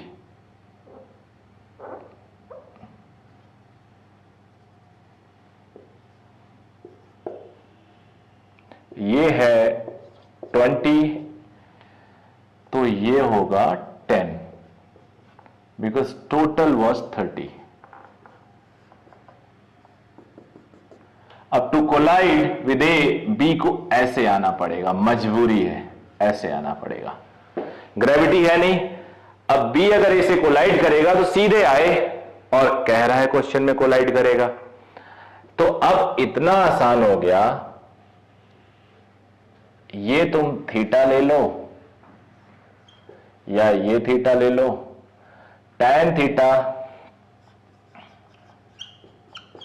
Perpendicular 5√3, I am sorry 10 upon base that is d, and same should be equal to perpendicular velocity upon horizontal velocity. देखो जरा समझो, कुछ बच्चे सोचेंगे ये क्या, जब ये वेलोसिटी है वर्टिकल तो मान लिया t टाइम बाद कोलाइड होगा, तो t टाइम बाद इसकी ग्रेविटी है नहीं, t टाइम बाद इसकी डिस्टेंस कितना ट्रेवल करेगी, इतना, और ये 15 से चल रहा है तो t टाइम बाद हॉरिजॉन्टल डिस्टेंस कितना ट्रेवल करेगा, 15t। तो तुम ऐसे भी लिख सकते हो 5√3t अपॉन 15t। तो ये हो गया √3/3, that is √3, multiply and divide किया तो नहीं, मल्टीप्लाई एंड डिवाइड 1/√3। तो अब यहां से d की वैल्यू आ गई 10√3, थीटा की भी आ गई। फिर से रिलेटिवली रेस्ट कर दिया, उसको रेस्ट करते तो ये जाता उस तक कोलाइड करने, इसको रेस्ट किया तो इसकी स्पीड जो 10 आगे थी 10 पीछे हो गई, इसकी ऑलरेडी आगे 5 थी तो टोटल 15 हो गई, 15। इसका कंपोनेंट आया 60 डिग्री का cos 60 एंड sin 60 √3/2 तो 5√3 हुआ। अब कोलाइड होने के लिए यही लाइन फॉलो करेगा, ये रिजल्टेंट का लाइन है, रिजल्टेंट हमेशा tan theta vertical component upon horizontal component velocity. Vertical velocity नहीं होती, बेसिकली टाइम के साथ मल्टीप्लाई करके आप डिस्टेंस निकाल सकते हो, वेलोसिटी भी लिख सकते हो। तो vertical component 5√3t, horizontal 15t, यहां से आपने सॉल्व कर लिया, d की वैल्यू आ गई। अब तुमसे कोई पूछे कि टाइम बताओ, तो कुछ है ही नहीं टाइम निकालना। अब 15t की वैल्यू d है, d आ चुकी है, या 5√3 t is 10, so t is 2/√3 second. ये क्वेश्चन था IIT जेई का। इसके बाद उस क्वेश्चन में मैं बता दूं, जो जेई के प्रिपरेशन कर रहे हैं, इसका मास m था, इसका मास 2m था, ये यहां पे कोलाइड करते हैं बीच में कहीं एक्चुअल में, और फिर वो नीचे गिरते हैं। आपको लोकेट कराना था कहां गिरते हैं। बेसिकली जो कोलिजन होता था वो इनइलास्टिक कोलिजन था इसमें, तो वो भी बहुत इजी क्वेश्चन था, and it was of 8 marks question 100 में से। तो इंपॉर्टेंट होते थे ऐसे क्वेश्चंस, मैकेनिक्स के क्वेश्चंस इंपॉर्टेंट होते हैं, और ये तो ही बच्चा सॉल्व कर पाता है जो कंसेप्चुअली स्ट्रांग होता है। अब एक क्वेश्चन और आया था, लेकिन वो प्रीवियस वाला जो क्वेश्चन है वही है, एग्जैक्टली वही है, डेटा बदला हुआ था। प्रीवियस में मैंने डी डिस्टेंस दिया था, एक को अभी हमने स्पीड थीटा निकालना पूछा था, तो वही क्वेश्चन एक और बार जेई में आया हुआ है। अब हम आगे बढ़ेंगे।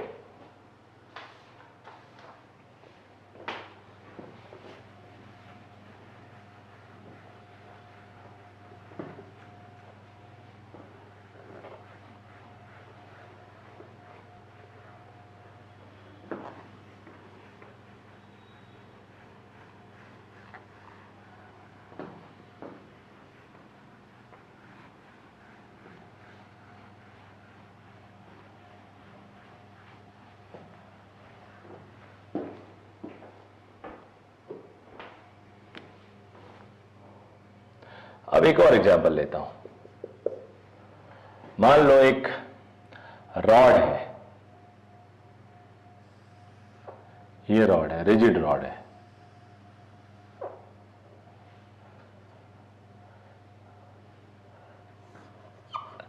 ये स्पीड है और ये स्पीड है।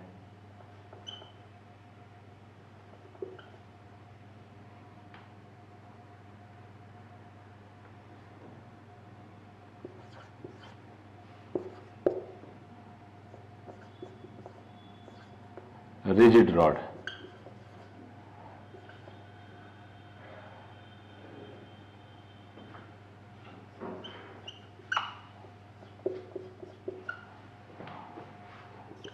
Find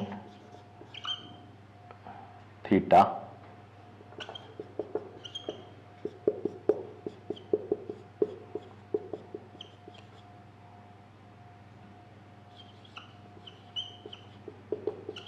angular velocity of b with respect to a, angular velocity of b with respect to a। क्या ये एंगुलर मोशन कर रहा होगा? ऐसे question, what is the omega of this structure, overall omega भी पूछा जा सकता है। तो इस क्वेश्चन को मैं सॉल्व करता हूं।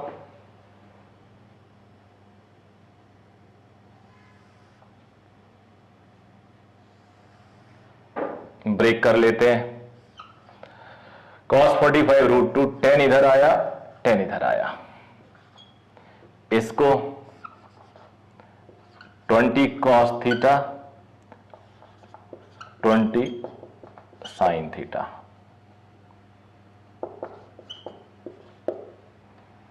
अब रिजिड रॉड है तो रिजिड रॉड को आप पिचका नहीं सकते, यू कांट कंप्रेस इट। तो जितना वेलोसिटी इधर होगा उतना ही इधर होगा। इधर ज्यादा हो तो कंप्रेस होने लगेगा rod, which is not possible.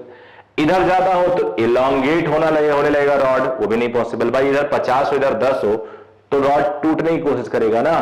तो हमेशा याद रखना, कंस्ट्रेंट रिलेशन कहते हैं इसको।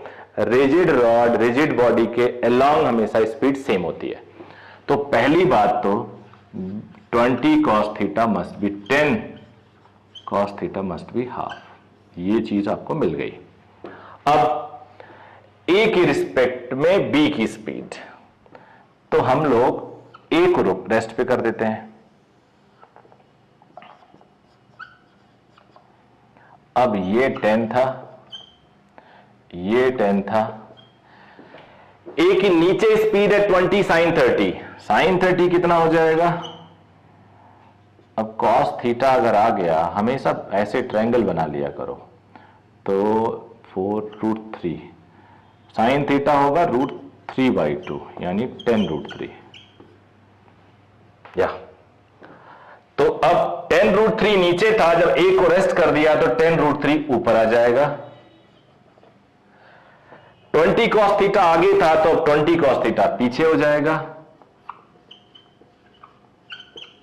जो कैंसिल हो गया। अब सिर्फ यही भी स्पीड है और ए को ऐसे घुमाएगा। ये हो गया speed of B with respect to A, omega. और ये डिस्टेंस डी है। तो एक रॉड को ओमेगा से घुमाएं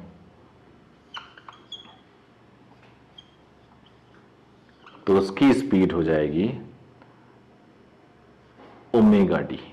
ओमेगा आर डिस्टेंस है, omega R, and it is given as 10 + 10√3। तो omega D is 10 + 10√3, 10 1 + √3, so omega 10/d ये हो जाएगा। ओके बेटा, तो एक को रोक लेंगे, दूसरे को वेलोसिटी निकालेंगे, उसकी जो टेंजेंशियल होगी उसे आर ओमेगा कर देंगे।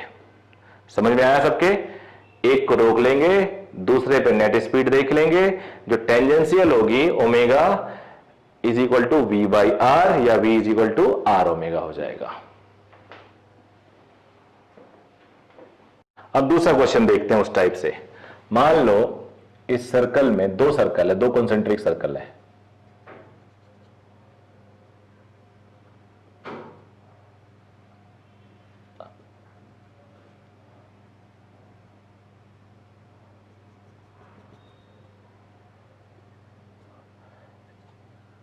यहां पे V1 है, यहां पे V2 है, ये है R1 और ये है R2। मुझे यार रिलेटिव ओमेगा निकालनी है। अब ये घूम रहा है ऐसे, V1 is R1 omega, V2 is R2 omega. अब अगर A है मान लो ये, और ये B है,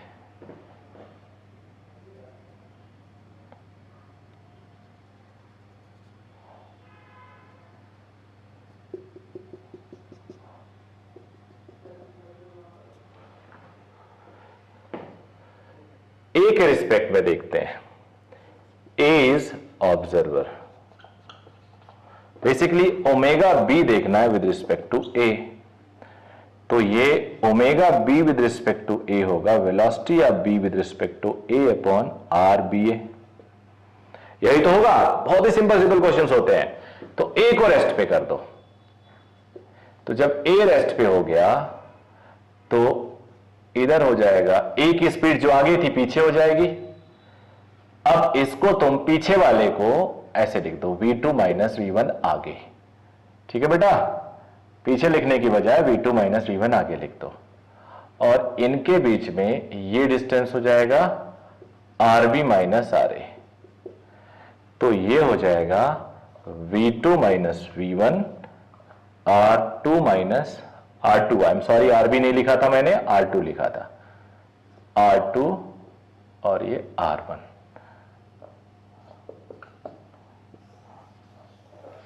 ये हो गया। तो ये केस देख लिया आपने। अब दूसरा केस दिखाता हूं मैं आप सबको, नोट कर लीजिए। दूसरे केस में V1 यहां पहुंच गया,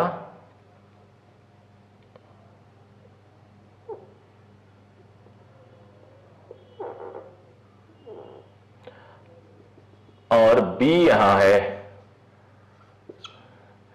R2 डिस्टेंस पे। अगेन वही चीज चाहिए हमें, अगेन वही चाहिए हमें। तो अब क्या होगा, A ऑब्जर्वर है, A रेस्ट पे होगा, B ऑलरेडी राइट को जा रहा था। अब इसकी स्पीड लेफ्ट को थी, जब ये रेस्ट पे आ गया तो इसकी स्पीड इधर आ जाएगी और ये इतना हो जाएगा। A से डिस्टेंस कितना होगा, ये है R1 और ये है R2। तो अब net speed V2 plus V1 और डिस्टेंस यहां से A से B का कितना हुआ बेटा, R1 प्लस R2। ऐसे भी लिख सकते हो, ये भी हो गया। तो जब डायगोनली ऑपोजिट है तो ओमेगा रिलेटिव इतना, एक के ऊपर एक है तो ओमेगा रिलेटिव इससे पहले वाले केसेस में है। लिख लीजिए, होपफुली आपको समझ में आ गया होगा। और भी ऐसे बहुत छोटी छोटी बातें हैं, मैं कोशिश करूंगा कि कुछ छूटे ना मेरे से आज रिलेटिव वेलोसिटी में।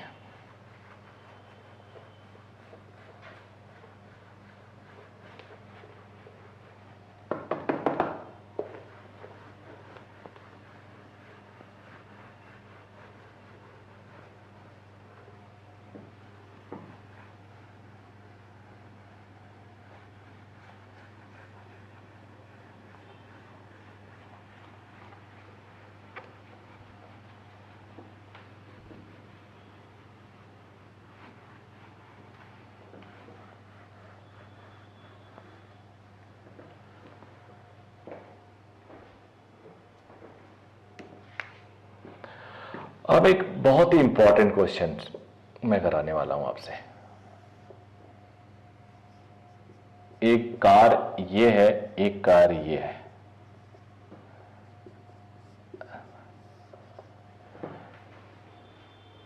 बहुत ही इंपॉर्टेंट क्वेश्चन है ये।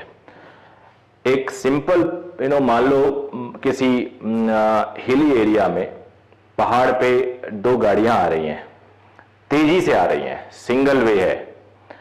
दोनों ने रियलाइज किया कि अरे दोनों आ रही हैं अपोजिट डायरेक्शन में, U1 U2 से, दोनों ने रियलाइज किया कि अरे डिस्टेंस कम है, तो दोनों ने बहुत तेजी से ब्रेक लगाया। ब्रेक ने कॉज किया रिटार्डेशन और वो किसी तरह से कोलिजन मैनेज कर लिए। तो तुम्हें बताना है what should be the minimum value of D. इनकी ये लिमिट है, औकात है, इसकी औकात ये, इसकी लिमिट ये है गाड़ी की। तो मिनिमम डी कितना हो, कोलिजन ना हो। अब देखो क्या होगा, जो रियल प्रॉब्लम और थोड़ा मैथमेटिकल प्रॉब्लम में हल्की सी डिफरेंस है। रियल प्रॉब्लम ये होगा कि बच्चे ये सोचेंगे कि मैं ब्रेक लगा के चू आवाज करके रोक दूं, उधर से गाड़ी आके रोक दे और दोनों गाड़ियां ऐसे ऐसे हो जाएं, तो कोलिजन नहीं होगा। That is true, not a problem. But physics ये भी कहता है कि एक जाके अगर पहले रुक गया, उसकी ब्रेक अच्छा है, और दूसरा उस टाइम नहीं रुक पा रहा है, तो पहला वाला ब्रेक लगा रहा, रिटार्डेशन दे रहा है। तो रिटार्डेशन का पर्पस होता है कि बॉडी कहीं आगे जा रही है और रिटार्डेशन दे रहे हैं, तो बॉडी जाके रुके और पीछे चलने लगे। जैसे तुम एक बॉल उछालते हो तो रिटार्डेशन ग्रेविटी नीचे रहती है, बॉल जाके रुकता है फिर नीचे आने लगता है। तो वैसे ही एक गाड़ी रुके और वो पीछे आने लगे, क्योंकि बैक गियर है एक तरह से, रिटार्डेशन है, पीछे आने लगे, तो एक गाड़ी इधर जो 10 पहुंची और पीछे आपकी स्पीड 10 हो गई, तो दोनों की रिलेटिव 0 हो गई, तब भी वो कोलिजन नहीं होगा। कोलिजन नहीं होगा दो तरीकों से, एक दोनों रुक जाए, दोनों की रिलेटिव 0, दोनों के एक्चुअल 0, एक दोनों में से एक रुक के वापस आने लगे और दूसरा भी आया, टच करते करते इक्वल स्पीड हो जाए। इक्वल स्पीड में क्या होगा, रिलेटिव 0 होगा। एक पीछे जाने लगा, मान लो पीछे जाते टाइम रुका, फिर 5 पीछे हुआ, फिर 10 पीछे हुआ, पहला वाला 20 हुआ, 10 हुआ, 10 होते होते टच में करके आ गए। अब पहले वाले पे ब्रेक लग रहा है तो 10 से वो 9 होगा, उससे दूसरे वाले पे जो रुक के आ रहा है वो बैक डायरेक्शन में एक तरह से उसके लिए एक्सेलरेशन हो गया है, तो 5 0 से 5, 5 से 10, 10 से 12 होगा, ये वाला 10 से 9 होगा। तो अब वो सेफ होगा जहां पे रिलेटिव वेलोसिटी 0 होगी। तो रिलेटिव वेलोसिटी 0 करना है, एक्चुअल 0 हो जाए तो अच्छी बात है, नहीं तो कॉन्सेप्ट कहता है रिलेटिव वेलोसिटी 0 करना है। तो अब हमें किसी एक को रेस्ट करना पड़ेगा, एक को रेस्ट कर देते हैं, थोड़ा लिखने में इजी रहता है, लेफ्ट हैंड साइड में रेस्ट करें, अदरवाइज तुम बी को कर लो। अब ए की स्पीड रिवर्स हो गई, एक्सेलरेशन जो पीछे, रिटार्डेशन जो पीछे था अब यहां पे आ गया, तो a1 प्लस a2 हो गया रिलेटिव एक्सेलरेशन, ये रिलेटिव स्पीड, एंड दोनों में रिलेटिव डिस्टेंस d है। टू अवॉइड कोलिजन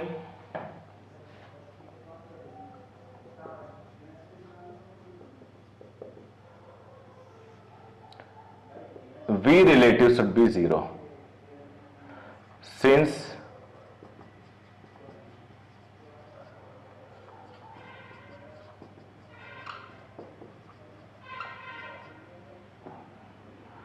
तो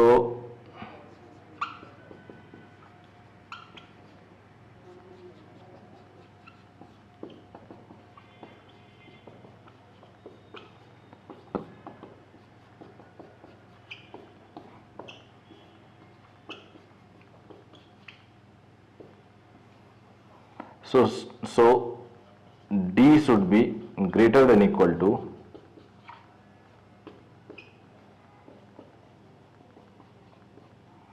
for to avoid का कोलिजन। मिनिमम वैल्यू ये है, ये मिनिमम वैल्यू है। तो बेटे इस तरह से क्वेश्चन भी आपको मिल सकते हैं कि कोलिजन से बचने के लिए दोनों की रिलेटिव वेलोसिटी आप 0 कर दो। और देखते हैं,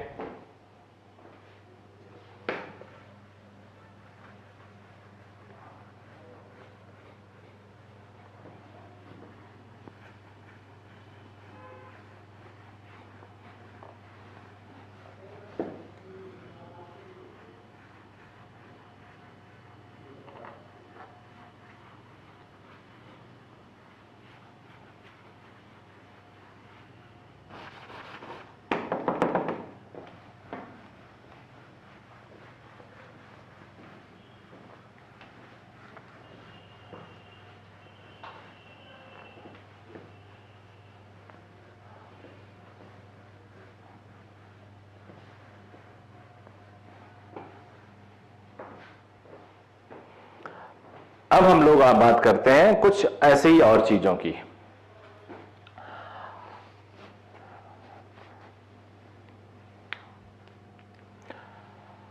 मान लेते हैं कि एक प्रोजेक्टाइल मोशन है,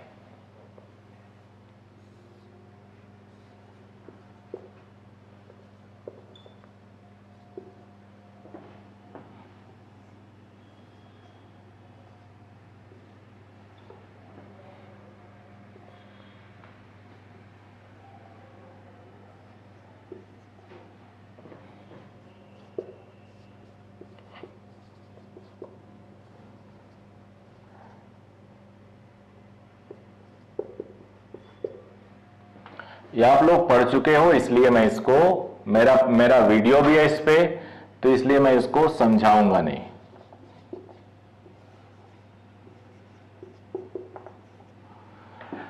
टी टाइम बाद इसकी वेलोसिटी वेक्टर होगा u1 cos theta I cap u1 sin theta minus G T J cap. ये टी टाइम बाद होगा। इनिशियली तो u cos theta u sin theta. T time बाद इसका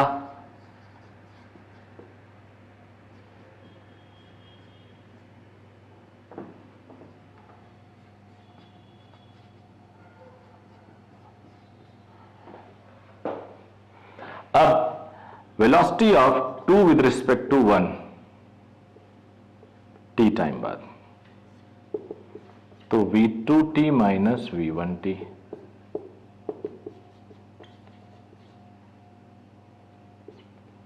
सब देख चुके हो।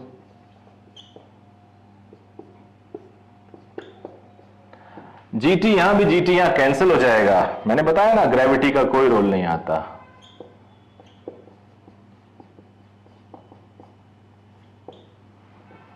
तो ये हो गया x relative, x of 2 with respect to 1, velocity in x direction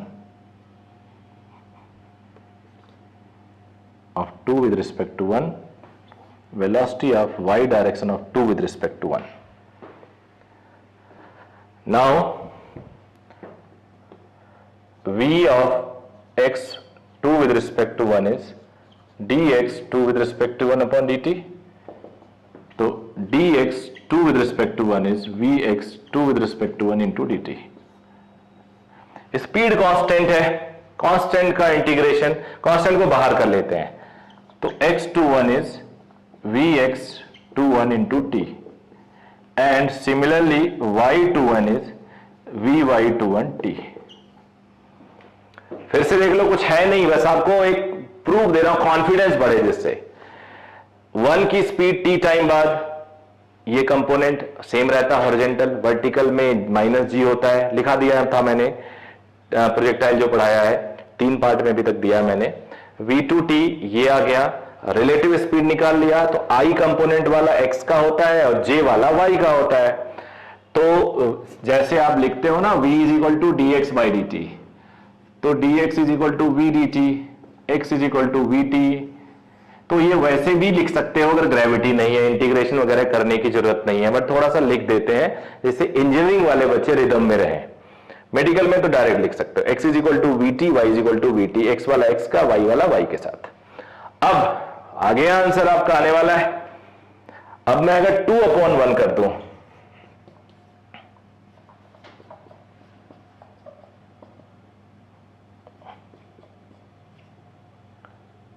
y का,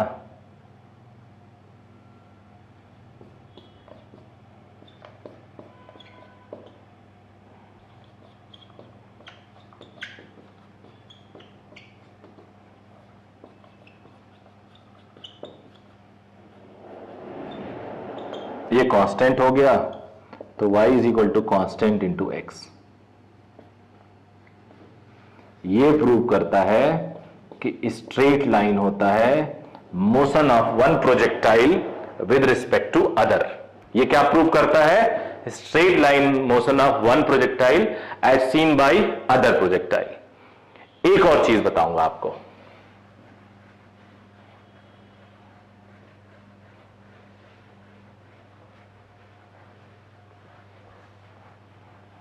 आप लोगों ने टर्म सुना होगा distance of closest approach, distance of closest approach या time when body is at closest distance.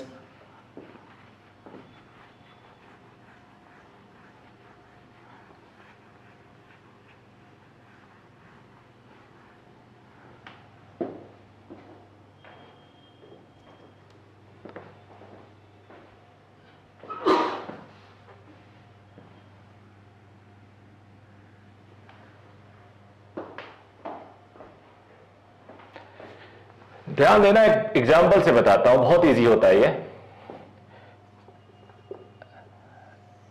ए और बी ऐसे हैं, 100 मीटर की दूरी है इनके बीच में। ए किसी मोमेंट पे 10 मीटर पर सेकंड से चला और बी ए की तरफ 10 मीटर पर सेकंड से चला। What is of their distance of closest approach and also find time when they will be at closest approach। पहला,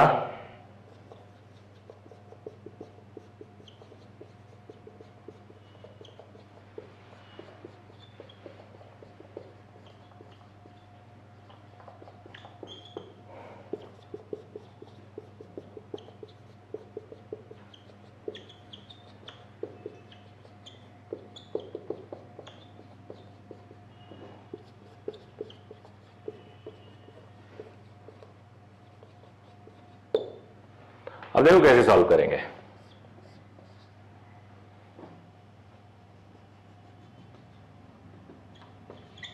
एक को रेस्ट पे कर देते हैं, बी को रेस्ट पे कर दिया। बी की स्पीड ये, ए की स्पीड तो एज इट इज, बी ऊपर जा रहा था, अब ये नीचे हो जाएगा। रिजल्टेंट मोशन कहां होगा? 45 डिग्री पे। यहां पे तो इक्वल है, 45 है। जहां इक्वल नहीं हो उस हिसाब से थीटा निकाल लेना आप लोग। अब ये एक्चुअल रास्ता हो गया इसका, तो बी के लिए एक क्लोजेस्ट अप्रोच क्या होगा, वो यहां पे एक परपेंडिकुलर डाल लो, यही क्लोजेस्ट अप्रोच होगा, क्लोजेस्ट डिस्टेंस, यही डिस्टेंस सबसे कम डिस्टेंस होगा, मिनिमम। लेट मी राइट, इतना बड़ा छोड़ लिखने के बजाय डी मिनिमम होगा यही। अब ये 45 है, ये भी 45 हो गया, तो ये 100 था। जो थोड़ा स्मार्ट है मैथमेटिक्स में तो ये 100/√2, 100/√2 यानी 50√2 लिख देंगे, या फिर ये कंपोनेंट इसका हो जाएगा 100 cos 45, 100/√2 या 50√2। अब ये रिलेटिव स्पीड से चलेगा, रिलेटिव स्पीड होगी नेट इसकी 10√2, ये डिस्टेंस भी वही आएगा 50√2, तो टाइम होगा, ये डिस्टेंस भी उतना ही होगा, तो velocity time distance upon velocity यानी 5 सेकेंड।